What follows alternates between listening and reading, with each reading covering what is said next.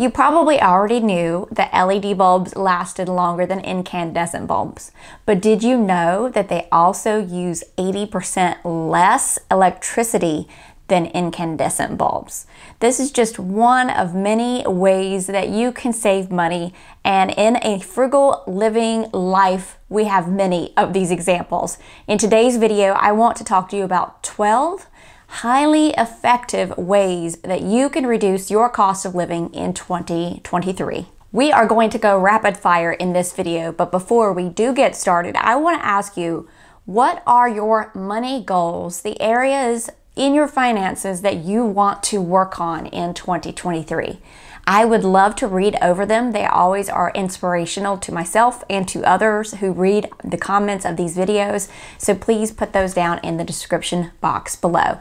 Without further ado, let's get started. The first one is to keep all of your receipts until you're sure of your purchase, even gift cards, okay? With gift cards, it has happened to our family where we've purchased a gift card or a family member has, and we went to use the gift card and there was no money on it. Mistakes can happen. Keep those receipts, but more specifically, keep those receipts in case you regret a purchase. It happens often that we just purchase out of our mood, something to lift our mood, or we are just going through a shop and we really think we need it. You never know when you get home if you're going to have that buyer's remorse. Now, don't be too embarrassed or proud or even lazy to return that purchase. The store does not need to know why you no longer want it. Trust me, keep your receipts. You can easily go to the dollar store and get one of those little filing envelopes, you know, where they have the little dividers. Don't ask me what they're called. Accordion file, man, that might be it. But they're about this big. That way you can put them in a safe place. Just put all of your receipts. There are many ways that you can go back and use those receipts for information in the future to see why you were over budget. So it does more than just give you the sense of ease that you can return something if you make one of those impulse buys. Number 2 is something I want to empower you to do this year, and that is just to allow those who choose to give you that side eye whenever they see you do something frugal. They give you the side eye and go, what? You're gonna be cheap? You're not gonna buy that? Why aren't you just gonna buy that? If you want that, buy that.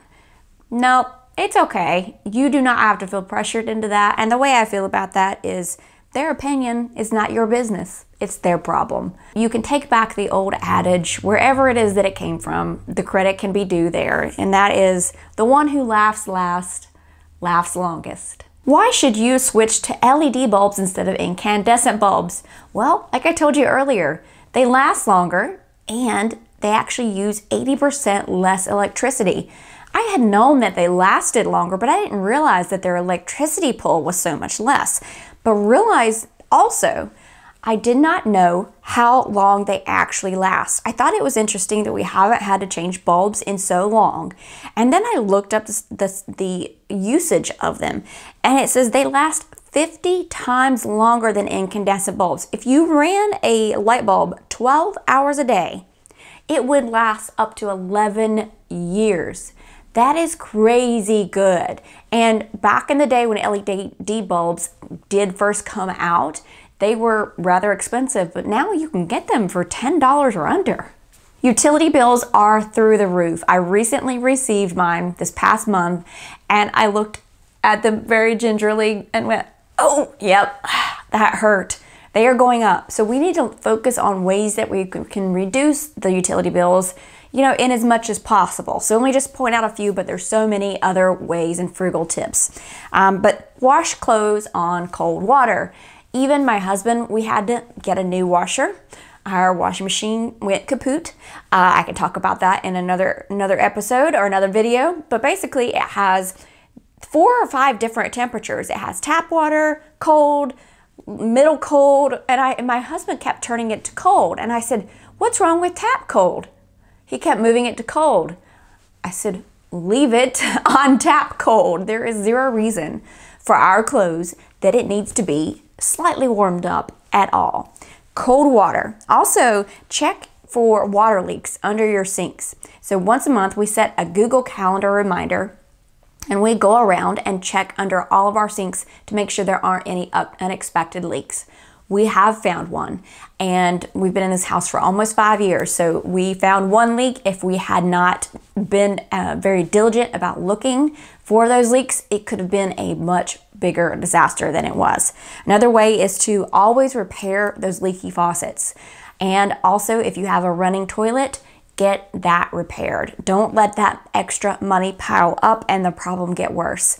You can also set the timer on your shower and see how quickly you can get out. And also get a programmable thermostat if you choose, or otherwise you could get one of those. Have you seen the plastic lock boxes that you put on top of a thermostat? That way no little fingers who happen to be a little chilly or a little hot can go bump up the temperature when you're not looking. For the next one, I have the question, have you ever gone to your closet and gone, I have nothing to wear?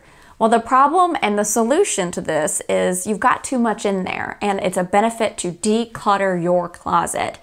Clothes can sometimes be a huge expenditure, and one of those expenditures that we just tend to do very often, and we think we have nothing to wear because all we see in our closet are things we really don't love.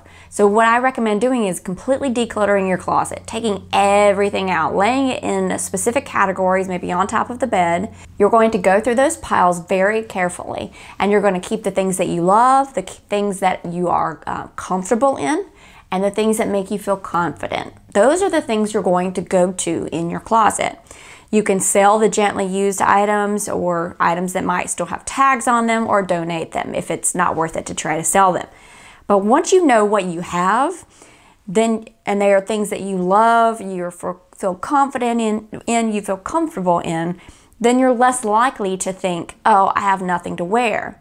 Previously, you had all those clothes you loved, but they were stuck in between all of the clothes that you weren't confident in and that you weren't comfortable in. Right now, we know that groceries are expensive. So what I would challenge you to do one week is to do a food clean out week. And what this is where you will not go to the grocery store that week if you start shop weekly, okay? And you basically are going to go through your fridge, your pantry, and your freezer. This is going to make you get creative and make you eat what you currently have, clean out leftovers or things that are possibly about to expire. And you're only going to go to the grocery store if you need something like fresh milk or a loaf of bread, etc., something like that. But otherwise, make it a 1 week challenge where you don't go to the grocery store and you just clean out the food you already have. Number 8 is to fall in love with the phrase, use it up, wear it out, make do, or do without. Maybe even put this on a sticky note in your closet or on your bathroom mirror. But there's a satisfaction that comes with using something up or having something and really realizing that you got your money out of it. Like if you've had a car for 15 years and it finally putters out, you know you have driven it till the wheels fall off. Or you have a sweater that you've had for 15, 20 years and you've loved every moment and it finally has that hole that you can't repair. You can look at that sweater though and go, those were some good times and that was a good value. This next one will help you get rid of those spending habits that you know you shouldn't be doing or you don't want to do anymore because they cost a lot, but you just can't seem to kick it. And that is to have an I'm not buying X this month, meaning whatever it is that is that problem for you, okay? So something that you want to break as a habit. So that might be a morning coffee, lunch out, soda, anything that's a little pesky thing that you continue to buy that you know you waste a lot of money and you want to get rid of that habit. Try to set yourself an easy challenge. This is a way to slowly get into what you've probably already heard as no buy challenge months. And those are months where you legitimately do not buy anything that is not an absolute necessity. I mean, nothing. You buy only things that you absolutely have to have. You ran out of toilet paper, you need to eat, etc. You don't go buy anything out or go to dinner out or lunch out at all. You certainly don't get any coffees. So this is a great way to segue into that and see if you can break one little habit at a time. So start out with the one that you know you have really been wanting to tackle and see if you can do an entire month of not buying that thing. Number 10 is one that will make you think. It will shake you up a bit. And it's just a realization, that's all. But look around yourself, look around your house, and realize that all that stuff used to be money. Yeah. That one's one that will really, really shake your perspective of what you've been spending. Number 11 is going to be to create a rule for yourself. It is the 1 in, 1 out rule. A lot of parents have this for their kids because toys just start to clutter up over time, but you can use it for yourself. So let's say you're out shopping and you see something. Well, your rule is if you get this one thing, you've got to get rid of something that you already have. What this is going to do is cut down on the duplicates, the things that you really don't love as much, and you're going to say, really, really, I can say I did or I didn't love that, depending upon whether you were willing to give up something you already have. Number 12, hear me out on this one, okay? It is free fitness. Now, you may say, I'm not into fitness. And hey, you know, I'm not really either. However, I know it's important to keep my body healthy, to keep it moving, and to keep my heart rate up at certain times, and to, keep my muscles loose. So exercise.com says that 67% of people who have and pay for gym memberships never use them. That is huge. So your gym membership's one thing, right? So if you have that, 67% of the people who have them don't go there. I mean, it sounds like the gym owners are actually having a booming business, because 67% of the people that are paying them don't show up. So that's 67% less usage on their equipment and on their facility. Sounds like a good business. Keep in mind, free yoga on YouTube. I am big in yoga. Now, I only like yin yoga because it stretches out my muscles. It helps me release. It helps me release energy and just pent up frustration and, that jittery feeling of I feel like I need to move. It releases it. Yin yoga is where you hold certain poses. And my favorite channels are Boho Beautiful and with Julianne, and then Yoga by Cassandra with a K. She is fantastic, especially starting out. But you could also, there are tons of apps that have great trainers who have those apps that have a huge selection of workouts that might be beneficial to you, whether that's high intensity workouts or Pilates. I'll recommend one that I've used in the past. I haven't had the time to do it recently, so I don't have the app now. I'm not paying for something I'm not using, but that is Melissa Wood Health, and she has a fantastic app with a huge library of workouts. It's kind of Pilates yoga based. The other thing is not to underestimate the power of just getting out and walking. Just getting out in nature and having that vitamin D on you, or starting your day out like that, and in a way that you're treating yourself and helping yourself wake up.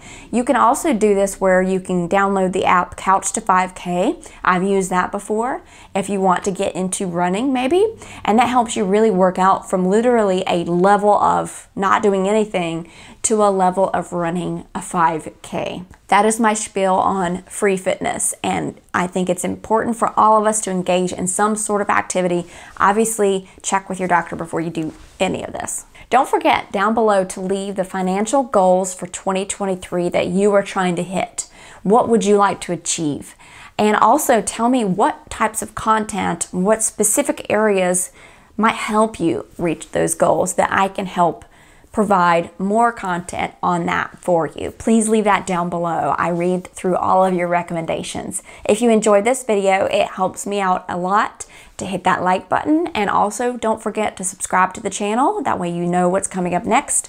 Hit the subscribe button down below and come back for more videos.